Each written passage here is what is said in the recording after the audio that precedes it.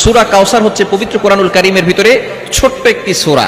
পবিত্র কোরআনুল কারীমের 108 নম্বর সূরা, 114টি সূরার ভিতরে 108 নম্বর সূরা হচ্ছে সূরাতুল কাউসার।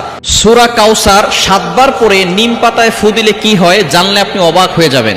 এই সূরাটা যখন আপনি পড়বেন, দুশমনকে কাবু করার জন্য, তাকে বাধ্য করার জন্য। অনেক সময় আমাদের দুশমন বেড়ে যায়, ভালো যিনি থাকবে তার উপরে দুশমন বেড়ে যাবে।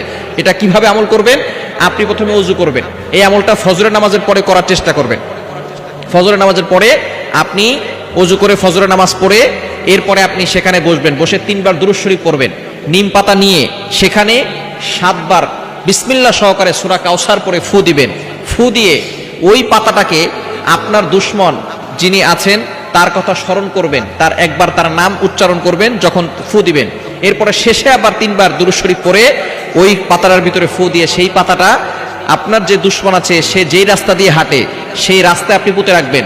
সে রাস্তা দিয়ে যদি আপনার দুশমন হেঁটে যায় তাহলে আপনার দুশমন আপনার বাধ্য হবে, আপনি যা বলবেন সেটাই সে শুনতে বাধ্য হবে। এজন্য সূরা কাউসারের ভিতরে অনেক ফজিলত রয়েছে। ইয়াকিনের সাথে যদি আপনি আমলটা করতে পারেন, দুশমন বাধ্য হবে, দুশমন আপনাকে কোনো ক্ষতি করতে পারবে না।